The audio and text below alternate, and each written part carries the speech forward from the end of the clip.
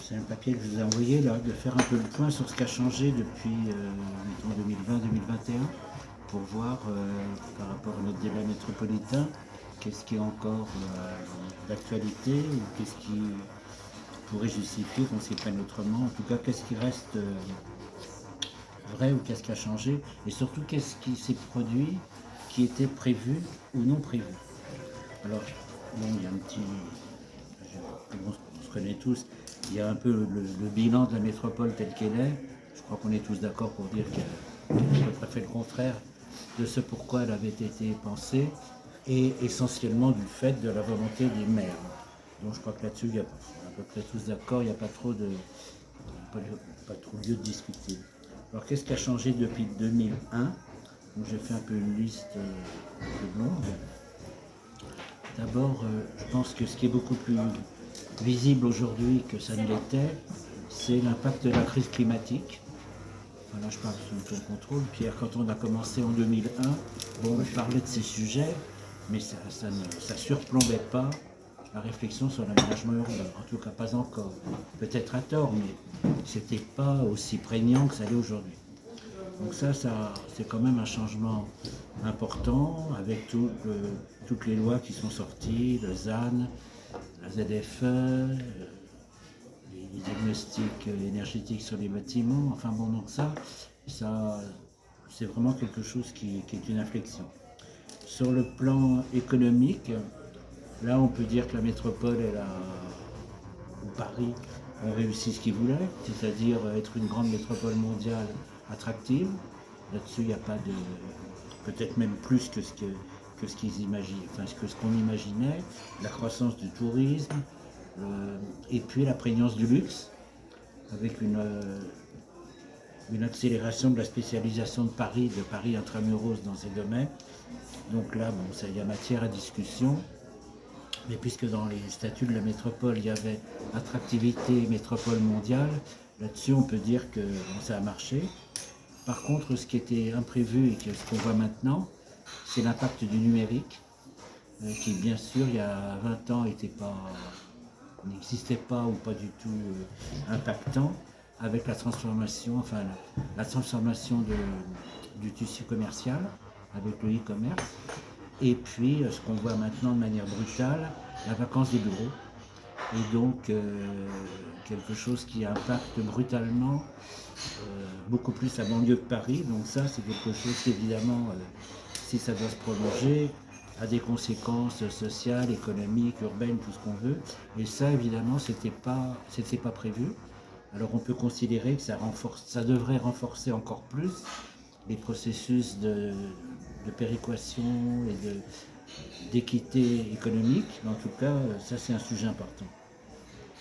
Dans le domaine de l'aménagement et du logement, donc Paris a fait son boulot en faisant des logements sociaux, encore que les logements sociaux ne sont pas les logements sociaux les plus accessibles, les moins chers, mais enfin, disons, Paris a fait une partie du boulot, mais évidemment, ça n'a pas freiné l'explosion du prix des logements privés.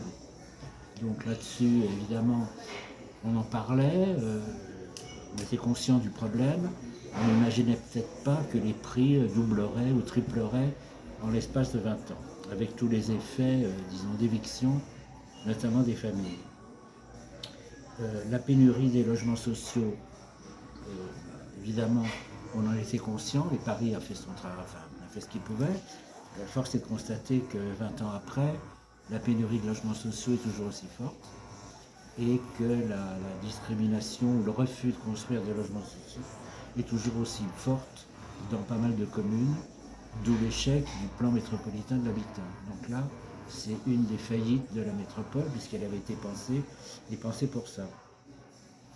Ensuite, quelque chose qui a bougé, mais ça c'était prévu, mais ça c'est fait, c'est l'amélioration des transports, avec la prolongation de pas mal de lignes de métro de Paris vers les communes de banlieue, avec le double effet, c'est que ça améliore les transports et donc ça renforce le lien Paris-banlieue, avec une espèce d'absorption de la toute première couronne des 29 communes qui touchent Paris dans le marché immobilier parisien. Donc d'ailleurs, là c'est quelque chose d'original, c'est que, évidemment, vous le savez, les transports ne sont pas une compétence de la métropole. Ce qui est unique en France, puisque toutes les 21, la première chose que les métropoles ont quand on en crée une, c'est d'avoir la compétence transport.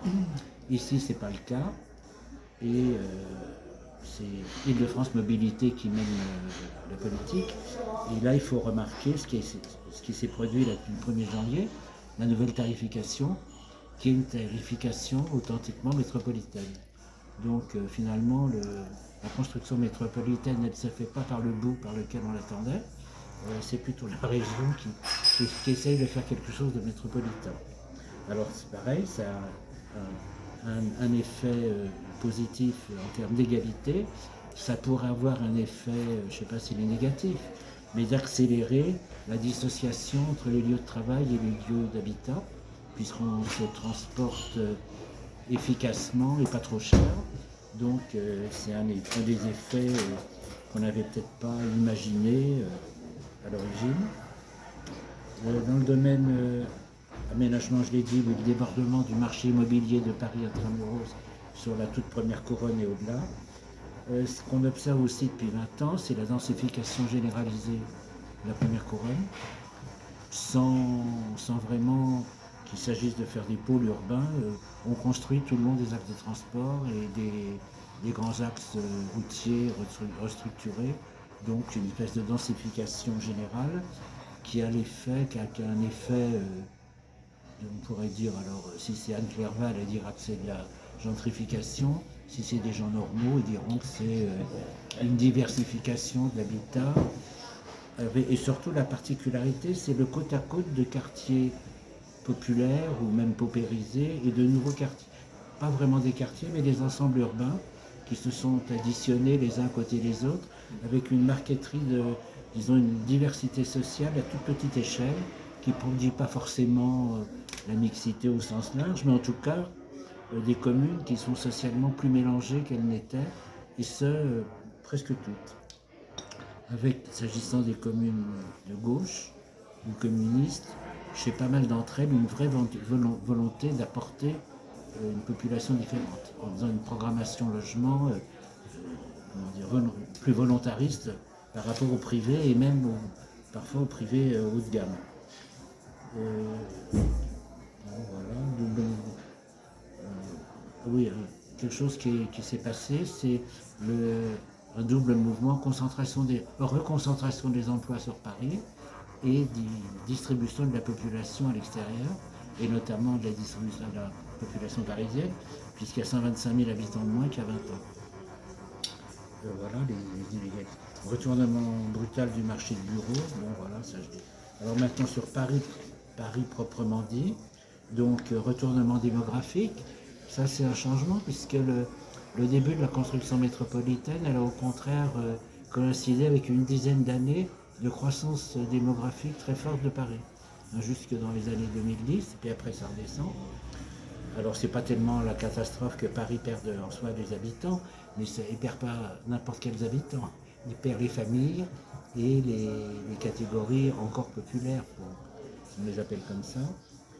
Un autre enjeu parisien, alors que pour le coup qui est spectaculaire, c'est la politique anti-voiture qui était amorcée dans les années au début avec la première mandature, les couloirs bus, etc. Mais là maintenant, c'est très visible.